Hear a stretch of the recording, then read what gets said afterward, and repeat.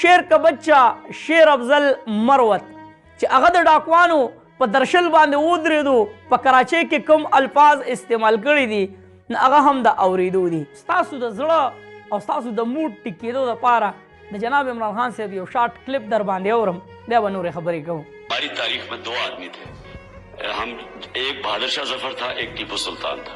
ٹھیک ہے، ایک بہادر شاہ ظفر تھا جس نے بجائے لڑ کے مرنے کے وہ جا کے غلامی میں زندگی گزاری. میں سمجھتا ہوں کہ ٹیپو سلطان ہمارے لیے، سارے پاکستانیوں کے لیے، مسلمانوں کے لیے پریشانی ہے کہ ایک آدمی نے فیصلہ کیا. 3 فوجیں آ رہی تھی مراٹھوں کی، ایک مسلمان بھی ہمارے جو میر جعفر تھے نظام حیدرآباد، اور گوروں کی. اس نے کہا پتا تھا کہ ہار جانا ہے، ٹھیک ہے، لڑ کے مرا. آج تک ساری زندگی جب تک ہماری تاریخ رہے گی ہندوستان کی، لوگ یاد رہے. میں غلامی سے زیادہ موت پریفر کرتا ہوں. میں غلام نہیں بن سکتا، میں کبھی بھی امریکہ یا کسی کی غلامی قبول کرنے کے لیے تیار نہیں. د جناب عمران خان صاحب الفاظ تاسو واورېدل چې په اقتدار کې راغلی دی، دقه الفاظ دي چې غلامي نه قبلوم او اوس هم نه قبلی. الحمدلله ثم الحمدلله. دا د جناب عمران خان صاحب چې کوم الفاظ دي نو پاکستانی قوم ورسره هسې مینه نه کوي، په خپل موقف باندې ولاړ دی. او د دوی تاسو کتلی دي که نه، ایم پی ایم په دې وخت کې به تشنه باغونه ښیي، خو چې کله په اقتدار کې راشي بیا په دوربین کې هم نینی، بیا هغه خپلې خبرې هم تېري. نو جناب عمران خان صاحب چې کومې خبرې کړې دي نو اوس هم پې قایم دایم دی. بل طرف ته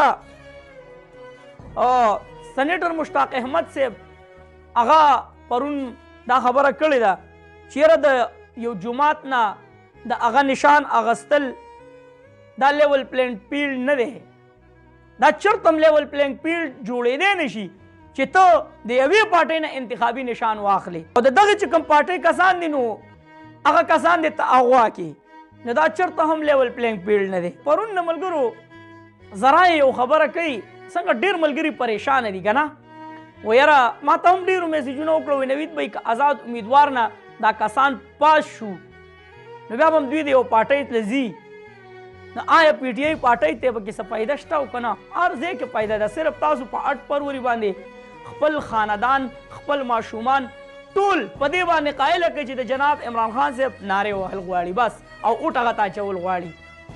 کله چې آزاد امیدوار پاس شي ملګرو، نو پرون چې کوم ذرایع دا خبر راتلو نو دا ویلې کېږي چې جناب عمران خان صاحب دې طرف ته اشاره ورکړې ده چې موږ به د جماعت اسلامي سره اتحاد کوو. ولې چې جماعت اسلامي چې کوم الفاظ دي نو هغه هم دا دي چې نواز شریف د دې ملک بدترین دشمن دی، هغه مونږ چرته هم وزیر اعظمۍ ته نشو ورکولی. نو د هغوی موقف او زموږ موقف دې کې څه یووالی شته دی. نو دا ویل کېږي چې هغه ویل چې یاره موږ به بیا د دوی سره اتحاد کوو او دا سیټونه به بیا موږ دوی له ورکوو. یوازې جماعت اسلامي نه ده، شیرانی ګروپ هم دی، یو بل تصویر هم دی سیټ کې تاسو ته ښکاري وي، دې تصویر هم ډېر زیات اور لګولی دی.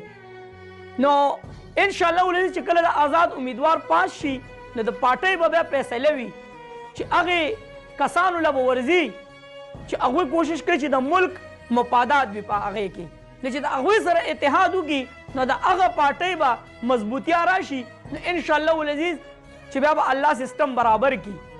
فلحال داسې څه مخې ته نه دي راغلي، خو دا خبر راځي چې خامخا دوی به بیا د یو پارټۍ سره اتحاد کوي او غونډه آزاد امیدوار به حق د پارټۍ ته ورکوي.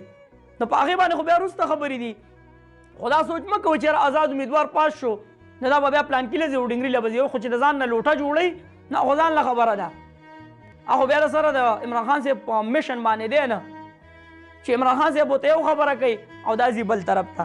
نو تاسو څه وایئ چې آیا عمران خان صاحب له د چا سره اتحاد پکار دی چې کله آزاد امیدوار کم سیټونه دي نو هغه پاس شي؟ بل طرف ته ملګرو پرون اول خو د کراچۍ موږ ډېره شکریه ادا کوو، ځکه د کراچۍ دغه غیور عوام چې د شیر افضل مروت صاحب سره راووتل نو دوی هم الحمدلله د دغې چې کوم ډاکوان دي نو د هغوی هغه وحشت او یرې ختمه کړه.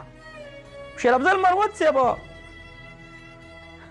همیشه داسې د خندا غوندې خبرې هم کړي دي، نو پرون یې دا خبره کړې ده چې نواز شریف ته ووایه چې شکر وباسه، شکر چې ته په پښتنو کې نه پیدا، یعنې پښتانه همیشه داسې چې کوم قسم بچی دی نو هغه بیا نه پرېږدي، هغه له بس یو ګولۍ دارو کوي، نو ته شکر وباسه چې ته په پښتنو کې نه پیدا. شیر افضل مروت صاحب دغه چې کوم الفاظ دي نو هغه د نواز شریف حوالې سره مخې ته راوړي دي. طرف د ملګرو جناب عمران ریاض صاحب هم دا خبر مخې ته راوړی دی چې د ملک د ټولو نه غټه سیاسي چې کومه پارټي ده هغوی امیدوارانو له داسې عجیبه عجیبه نښې ورکول لکه ډېرو کسانو له پکې داسې عجیبه عجیبه نښې ورکړی شوي دي چې هغه نه خو د کتلو دي او نه د ویلو دي.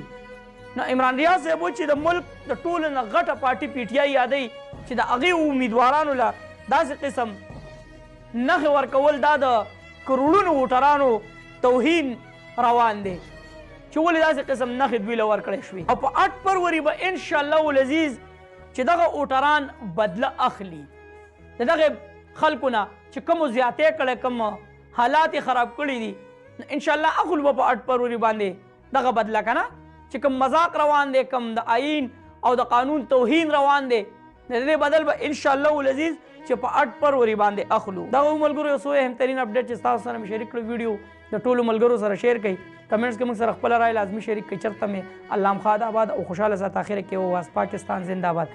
عمران خان زنده باد. تل دی وي آباد دی وي زموږ وطن پاکستان دی او مسلمان دی. الله په امان.